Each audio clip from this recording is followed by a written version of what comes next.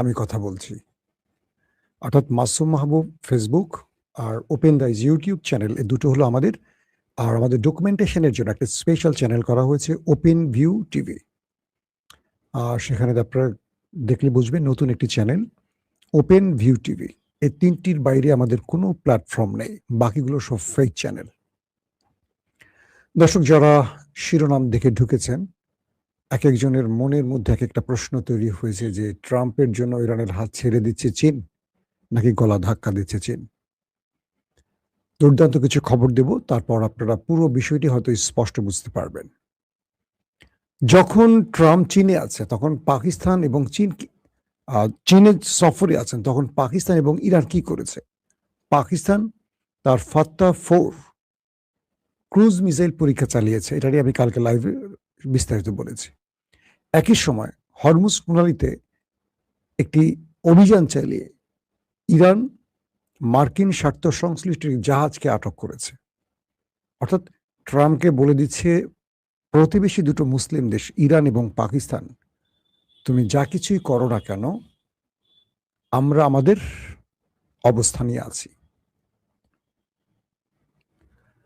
প্রিয় দর্শক, Donald Trump এবং শি জিনপিং এর এই সফর নিয়ে আমাদের দেশের অনেকগুলো টেলিভিশন বিভিন্ন রকম খবর দিয়েছে। যারা পশ্চিমা দুনিয়াগুলোর মিডিয়া ফলো করে, রয়টার্স, এপি, বিবিসি, সিএনএন, হ্যাঁ, এই টাইপের গণমাধ্যমগুলোকে যারা ফলো করেন, তারা যে খবরগুলো দিয়েছেন সেই খবরে আপনারা অনেকে হতাশ হয়েছেন যে চীন কি করে ইরানের হাত ছেড়ে দিল বা ইরানকে শাসালো, কি করে ইরানকে বলল হরমুজ প্রণালীতে টোল নিও না, এরকম অনেক খবর।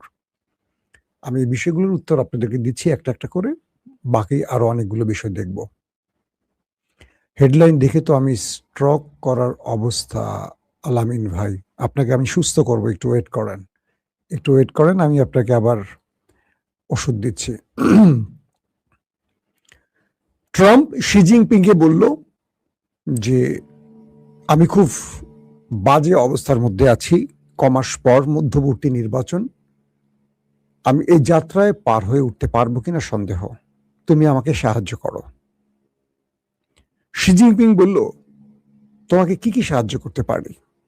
যুদ্ধটা তো তুমি ইরানে ছড়িয়েছো, ইরান তো তোমার সাথে আলোচনার টেবিলে ছিল, তুমি ইসরায়েলের বুদ্ধি নিয়ে এই যুদ্ধটা শুরু করেছো, তুমি ইসরায়েলকে বুদ্ধি দেবে, উল্টো তুমি ইসরায়েলের বুদ্ধি নাও, এটা হলো তোমার পরাজয়ের প্রথম কারণ। তারপর ট্রাম্প আবার বললেন শি জিনপিংকে, হরমুজ প্রণালী খুলে দিতে বলো, সেখান থেকে টোল নেয়া ইরানকে না বলো, যেন ইরান সেখান থেকে টোল নিতে না পারে। মিস্টার শি জিনপিং বললেন, দেখো এটা ইরানের বিষয়, আন্তর্জাতিক জলরাশি বা একটা রাষ্ট্রের ভেতরে যে জলসীমা আছে, পৃথিবীর বহু দেশ সেখানে টোল নিচ্ছে, এখন আমি ইরানকে স্পেশালি কি করে না বলি? তবে আমি ইরানকে টোল দিয়ে আমার তেল বহন করছি, মানে চীন তো ইরানের কাছ থেকে প্রায় 80% তেল কিনে থাকে, বলছে আমি নিজেই তো ইরানকে টোল দিয়ে আমার তেলের জাহাজগুলো, তেলের ট্যাঙ্কারগুলো আনছি। বাট ইরান আমাকে টোলের কথা বলছে না, ইরান বলছে এই চার্জ, ওই চার্জ, সেই চার্জ, আমি সেভাবে দিচ্ছি। ট্রাম্প বললেন যে হরমুজ প্রণালীটা খুলে দিতে হবে। শি জিনপিং বললেন, এটা আমিও চাই, ইরান হরমুজ খুলে দেখ, বাট আগে সেই পরিস্থিতিটা তৈরি করে দিতে হবে, ইরানের জন্য সেই পরিস্থিতি তৈরি করতে হবে। ইরান তো হরমুজ বন্ধ করেনি, টোল আদায় করেনি, এই যুদ্ধটা তোমরা চাপিয়ে দিয়েছ বলেই তো ইরান আজকে টোল আদায় করছে এবং হরমুজ বন্ধ করে দিয়েছে। অর্থাৎ শি জিনপিং প্রতিটা বক্তব্যে ইরানের পক্ষ নিয়েই ট্রাম্পকে বলেছেন, কিন্তু ট্রাম্প তার ট্রুথ সোশ্যালে, তার যে সোশ্যাল মিডিয়ার প্ল্যাটফর্ম, সেখানে যে কথাটি বলেছেন যে আমার সাথে শি জিনপিং একমত, হরমুজ প্রণালীতে টোল আদায় ঠিক নয়, বা হরমুজ প্রণালীতে টোল আদায় করা ইরানের অন্যায়, হরমুজ খুলে দেওয়া উচিত। অর্থাৎ শি জিনপিং যে কথাগুলো বলেছেন তার উল্টো রিপিট যে কথাগুলো ট্রাম্প তার ট্রুথ সোশ্যালে পোস্ট করেছেন, সবগুলো ঘুরিয়ে পেয়েছি, একেবারে মানে শেখ হাসিনার মতো। ভালো লাগছে, শেখ হাসিনার আরেকটা দাদা পাওয়া গেল, ডোনাল্ড ট্রাম্প। তো মানে সত্যটা কি আর মিথ্যাটা কি আপনারা কি বুঝতে পারছেন? শি জিনপিং বলছেন যে ইরানকে এই হরমুজ প্রণালী অবরোধ করতে বা হরমুজ আটকে দিতে বাধ্য করেছে কারা? নাম্বার ওয়ান, ইরান কেন আজকে টোল আদায় করছে? কারণ ইরানের উপর যে আক্রমণ হয়েছে, হাজার হাজার বোমা মারা হয়েছে, ইরান যে ক্ষতি হচ্ছে সে ক্ষতি পোষাতে হবে। ইরান তোমাকে বলছে তার ফ্রিজ হওয়া অর্থ ওপেন করে দিতে, তুমি দিচ্ছ না। ইরান বলছে তার উপর যে তুমি নিষেধাজ্ঞা দিচ্ছ খুলে দাও, তুমি দিচ্ছ না। আবার সেই দেশটির টোল আদায় বন্ধ করবে, সেই দেশটির গলা টিপে ধরবে তোমার ইচ্ছা মতো। তুমি বলছো সে পারমাণবিক বোমা বানাচ্ছে, তোমার কাছে কি প্রমাণ আছে? তোমার IAEA তাদের পর্যবেক্ষকরা যা বলছে সত্য কতটুকু? বা তুমি তো ইরানকে অভিযোগ দিচ্ছ গত 30-40 বছর ধরে যে ইরান বোমা বানাচ্ছে, কোথায় সেই বোমাটা? তো অর্থাৎ ইরান ইস্যুতে চীন আমেরিকাকে যে প্রশ্নগুলো করেছে, ট্রাম্প তার উত্তরগুলো ভুলভাল দিয়ে পোস্ট করেছে। আর এগুলো যখন বিভিন্ন গণমাধ্যম নিউজ করেছে ট্রাম্পের পোস্ট ধরে, তখন আমাদের দেশের অনেক দর্শক হতাশ হয়ে গেছে যে ইরানকে বোধহয় চীন গলা ধাক্কা দিচ্ছে। বিষয়টা পুরোপুরি ভিন্ন। ধরেন কিছু পরিসংখ্যানে আসেন। মার্কিন যুক্তরাষ্ট্রের আগামী মধ্যবর্তী নির্বাচন বা মার্কিন সিনেটর মিস্টার ভ্যান্ড, তার বক্তব্য অনুসারে তিনি বলছেন, তার হাউসে বলছেন, মার্কিন যুক্তরাষ্ট্রের হাউসে, যে প্রতিদিন আমাদের $1 বিলিয়ন মার্কিন ডলার খরচ হচ্ছে বা ব্যয় হচ্ছে। অর্থাৎ এই মুহূর্তে কিন্তু যুদ্ধ নেই, যুদ্ধ বিরতিতে আছে দুটো দেশ। তো বলা হচ্ছে এই দুটো দেশ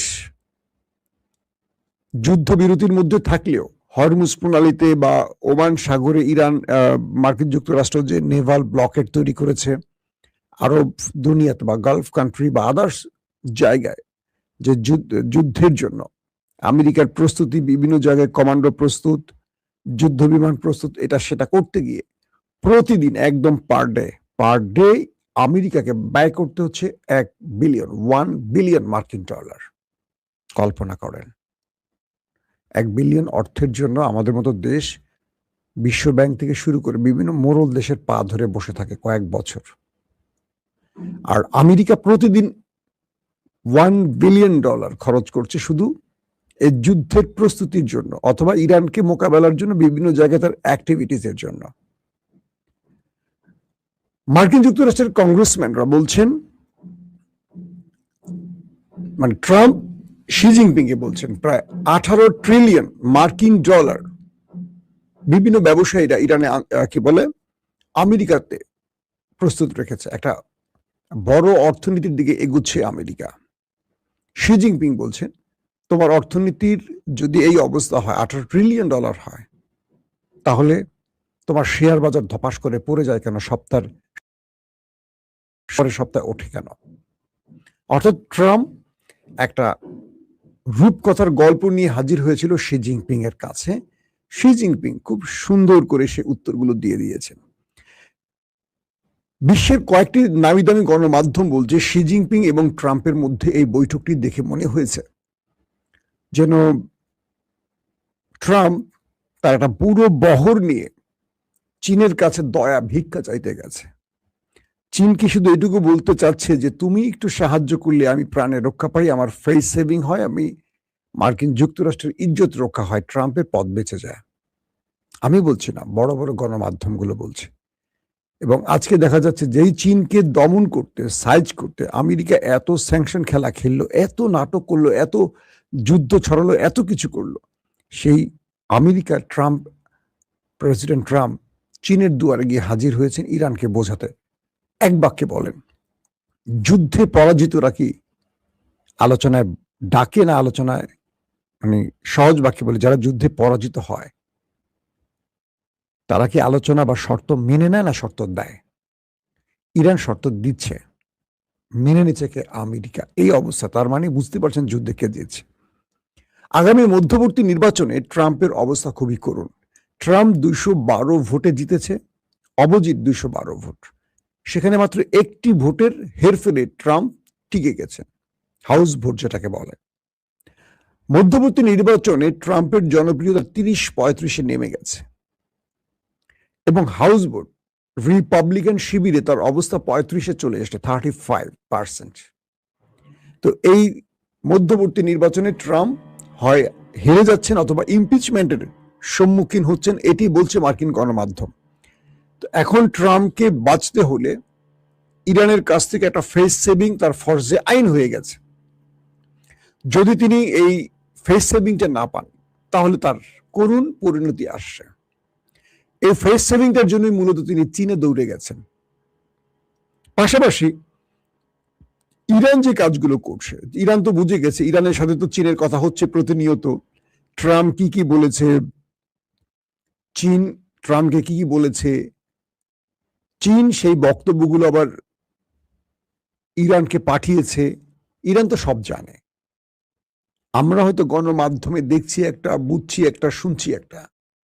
চীন তার প্রতিটি বক্তব্য ট্রাম্পের সাথে হওয়া প্রতিটি ইরানকে জানাচ্ছে। ইরান সেই আলোকে তার বাকি প্রস্তুতি সারছে। এর মধ্যে সৌদি, পাকিস্তান, তুরস্ক, কাতার, তারা যে জোটের কথা ভাবছে, সেই জোট ইরানের বিরুদ্ধে যাবে না আমেরিকার বিরুদ্ধে যাবে, সেগুলো নিয়েও গণমাধ্যম, বিশ্বের পশ্চিমা গণমাধ্যম নানান রকম তথ্য প্রচার করছে। প্রশ্ন হলো, এই ঐক্য নিয়ে বা এই জোট নিয়ে ইসরায়েল কেন ভয় পাচ্ছে? তার মানে এটি আমেরিকার বিপরীতে হচ্ছে। পাশাপাশি সৌদির সাথে ইরানের যে চুক্তির বিষয়টি নিয়ে আজকে আমি সকালবেলা লাইভটি করলাম বেলা 11টায়, ওইটা যদি কেউ না দেখেন মিস করবে। সেখানেও সৌদির ইরানের প্রতি ঝুঁকে যাওয়া, এটিও আমেরিকাকে টেনশনে ফেলছে। অর্থাৎ গালফ কান্ট্রিতে আমেরিকা থাকাটা এখন অনিশ্চিত। কারণ ইরান চীনকে বলে দিয়েছে যে তোমার কাছে যখন ট্রাম্প যাবে তুমি বলে দিও গালফ কান্ট্রিতে, আরবে আমি মার্কিন ঘাঁটি আর সহ্য করবো না, থাকলে বাইর খাবে, থাকলে আমি প্রতিদিন হিট করব, বরং আমেরিকানদের বলো এই অঞ্চল ছেড়ে চলে যেতে। তো এই বিষয়গুলো আলোচনা আসছে দুই পক্ষের মধ্যে। এখন আসেন মুদ্রা কথায়। ইরান বলছে সে নিউক্লিয়ার বোমা তৈরি করবেই, কারণ এই নিউক্লিয়ার বোমাটি তার কাছে না থাকার কারণে আমেরিকা, ইসরায়েল দুঃসাহস করেছে তার উপর হামলা করতে। যদি উত্তর কোরিয়ার মতো তার কাছে থাকতো তাহলে তাকে আক্রান্ত হতে হতো না। তো ট্রাম্প যেটি বলছিল যে আমাকে ইরান বলেছিল তার সমৃদ্ধকরণ নিউক্লিয়ার আমাকে দিয়ে দেবে, ইউরেনিয়াম আমাকে দিয়ে দেবে, চীন ইরান বলছে না এরকম কথা আমরা বলিনি, এটি মিথ্যা কথা। এটি যেখানে আছে সেখানে হামলা করা হয়েছে, মাটির নিচে চাপা পড়ে আছে। ট্রাম্প বলছে ওকে ফাইন, আমি এটাকে উদ্ধার করতে চাই, আমি নিজের টিম পাঠাই। ইরান বলছে কখনোই সম্ভব না, তুমি আমার ভূমিতে ঢুকবা কেন, তোমাকে আমি বিশ্বাস করি না, থার্ড কোনো দেশকে দাও, এটা সম্ভব না, আমার দেশের ইউরেনিয়াম আমি আমার মতো করে আমি এটা সংরক্ষণ করবো, আমি কাউকে দেব না, তোমাকেও আসতে দেব না। এই বিচারটাও ট্রাম্প দিয়েছে শি জিনপিংকে। শি জিনপিং নাকি বলেছে ট্রাম্পকে ইরান নিউক্লিয়ার এটা আমরা চাই না। এই খবরটি গণমাধ্যমে আসছে, বিভিন্ন ইউটিউবে আপনারা দেখেছেন, ফেসবুকে দেখেছেন। কারণ ইরান এগিয়ে যাওয়া মানে রাশিয়া এবং চীনের মিত্র হিসাবে ইরান শক্তিশালী হওয়া। যেমন আমেরিকা তার মিত্রদেরকে শক্তিশালী করে তার মানে তার হাতকে শক্তিশালী করার জন্য। পাশাপাশি আরব রাষ্ট্রগুলো ইরানের সাথে গোপনে যে যোগাযোগ রক্ষা করে এগিয়ে চলছে, এটা নিয়েও যথেষ্ট টেনশনে ট্রাম্প এবং নেতানিয়াহু। বলা হচ্ছে ট্রাম্প আসছে নির্বাচনে হেরে যেতে পারেন, ইমপিচমেন্টের মধ্যে পড়তে পারেন, গদি হারাতে পারেন। আবার বলা হচ্ছে জেডি ভেন্স ভাইস প্রেসিডেন্ট, তিনি প্রেসিডেন্ট হয়ে যেতে পারেন। মার্ক রুবিও তিনিও এই সফরে গিয়েছেন অনেকটা গোপনে। তো সম্মিলিত সকল প্রচেষ্টার পর যে কথাটি তৈরি হচ্ছে বিশ্ব গণমাধ্যমে, সেটি হলো ইরানের কাছে আমেরিকার পরাজয়টা আমেরিকা মেনে নিয়েছে। আমেরিকা বলছে এই যুদ্ধে আমাদের পরাজয় হয়ে গেছে এবং বিশ্ব ইরানকে যেভাবে কুর্নিশ করছে, সেলুট করছে, তাতে করে আমরা এটুকু বুঝে গেছি ইরান জিতে গেছে আর আমেরিকা হেরে গেছে। কারণ এখন পর্যন্ত যেমন ইতালি এবং ব্রিটেনের যুদ্ধ জাহাজ এগিয়ে আসছে হরমুজের দিকে, এই খবরটি আপনারা কম বেশি অনেকে দেখেছেন। কিন্তু ওরা বলছে যে আমরা ইরানের সাথে লড়াই করতে আসছি না, মানে ইরানকে এতটা ভয় পায়, আগেই বলছে যে আমরা লড়াই করতে আসছি না, আমাদের জাহাজের নিরাপত্তার প্রয়োজনে আমরা আসছি। ইরান বলছে তুমি যেখানে আসো সমস্যা না, আমার টেরিটরির মধ্যে ঢুকো না, তাহলে খবর আছে, আমি আমেরিকার সাথে যে আচরণ করছি তোমার সাথে সেই আচরণ করব। তো এই পরিস্থিতির মধ্যে ইরান পুরো খেলাটা এখন তার হাতের মধ্যে নিয়ে খেলছে। মধ্যপ্রাচ্যের পুরো কন্ট্রোলটা এখন ইরান তার হাতে নিয়ে আসছে। কারণ কি, আরব আমিরাত ছাড়া বাকি দেশগুলো আরবের ইরানের সাথে গোপনে সমঝোতা করতে চাইছে এবং ইরানকে বলছে যে তুমি আমাকে নিরাপত্তা দাও, প্রয়োজনে আমি তোমার কথা শুনবো। সৌদির মতো মুসলিম বিশ্বের মোড়ল যদি বলে আমাকে নিরাপত্তা দাও, আক্রমণ করবা না, তাহলে আমি তোমার কথা শুনবো। মানে কি, বাকি দেশগুলো তো ইরানের কাছে মাথা নত করে বসে থাকতে হবে। এই লড়াইটা ইরানকে সম্মানের আসনে আসীন করেছে, আর ডোনাল্ড ট্রাম্পকে এখন ভিখারির ঝুলি নিয়ে চীনের দরবারে পাঠিয়েছে। প্রত্যেকে ভালো থাকবেন।